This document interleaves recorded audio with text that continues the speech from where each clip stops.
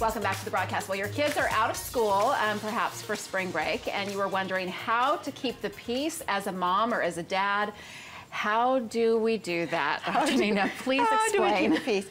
I think when I work with a lot of moms that come into my office and they're just really overwhelmed and they feel anxious, I say, what are you doing right now? And I have them write down a list of everything they've committed to.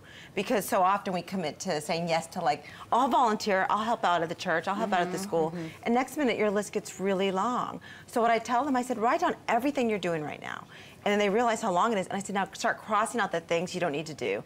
Start saying no to things. And so reducing that list right then and there makes a big deal. And then every day when you get up, look at your list, because I know, do y'all have lists? Oh, yes. Oh, yes. You're like, oh, list, I understand. Yes. So think of like the 2 or 3 things that you have to get done, and so you're not overwhelmed if you have a list of 10 things that day, but just kind of reduce the list for the day. But of course, you also have that longer list of things you just have to do. I understand that.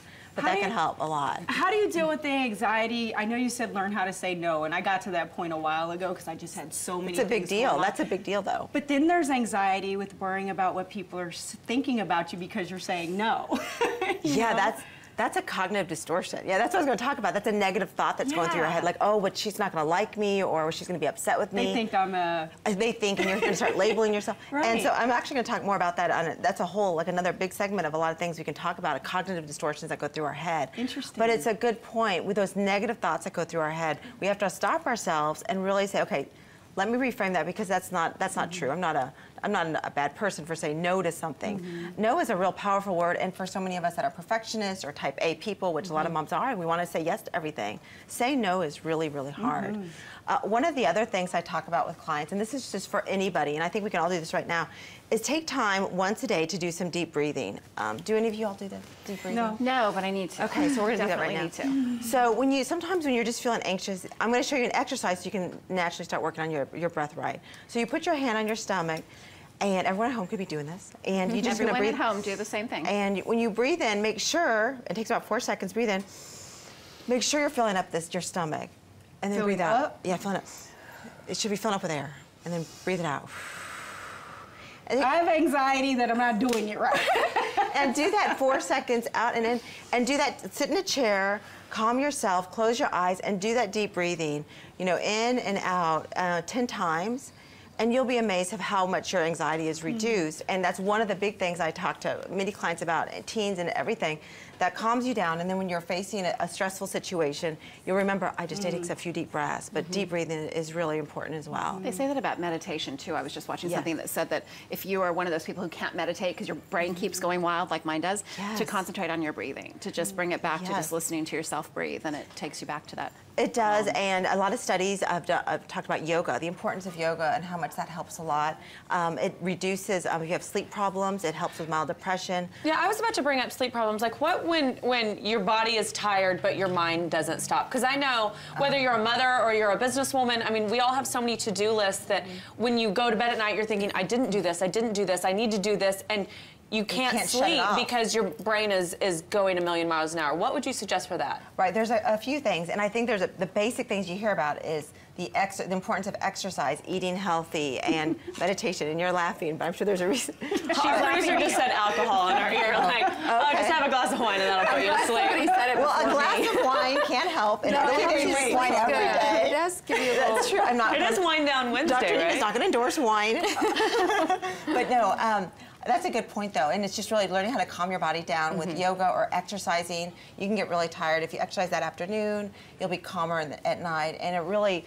It reduces that stress hormone in your body. It releases endorphins. Exercise is a big key. And I know someone was talking about exercise as a family, but incorporate that in your life 3 times, 4 times a week, 30 minutes a day, and making sure you find the time, because exercise is so important with helping reduce anxiety as well. It really does work. And the list is really good, right? Like actually sitting, I know I do that when my mind is racing. If I actually get up and write down what I need to do, then I'm not thinking about it too much. Writing it down, like Courtney, you're talking about, you have a lot of things to do. Just put it down on paper, because of myself, I'm like, oh my gosh, I'm feeling overwhelmed. Well, I just need to write it out, get it out of my mind onto paper, and then it's there, and then it does help. I call it downloading it. Just get it out of your brain. It does. Doesn't it make a difference when you do that? Yeah. So those are some good. What about when you deal with would you use these same techniques if you're dealing with the guilt over, like, your child wants to go to a specific summer camp or a sports camp, because they can be really expensive, and you know what? Maybe mom just can't afford it. We can't afford it this year. Right. How do you deal with that sort of guilt?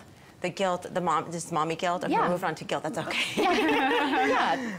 You know what? It's learning to self-talk and tell yourself, you know what? There's a lot of great things you do for your child, I'm sure. And reminding your child of the things that you can do. And that sometimes financially, maybe you can't afford it. I was going to ask you, is it okay to just flat out say, we just can't afford that this year? Yeah. You know, I mean, I hate to break your bubble. We don't print 50s at night. Yeah, and even if you can't afford it, You it's don't? really At setting. least not that anyone knows about. And it's setting the don't. boundaries and limits with that, because you know some of us may have a lot of money and we want to say yes to our only child, and we can say yes, but we have to learn to say no, because your child's going to get spoiled, and so you're learning to. So they're not going to need therapy when they get older because we said no, you can't go to camp, because you know, like, that's my fear. They're learning to deal. They're going to have to deal with that, and they might not deal with it okay initially. That's teaching them how to manage their emotions, and that's another topic we can talk about soon too. You need to come every day. There's something we can find to talk I about. want you to all tell us different how we ways. can get to church as a happy family, because you know the feuding that goes on before you get to church. It's just funny. That's a whole reality show for everyone on the way They to serve church. more in Yes. church. Yes. You can get more from Dr. Nina by going to her website, and you can get there by going to ours at thebroadcasttv.com. Coming up, we have some delicious drink recipes that will help kick your St. Patrick's Day celebration into motion in a real tasty way. And one of the key ingredients includes Dublin Bottling Works sodas. Yum, so stay with us.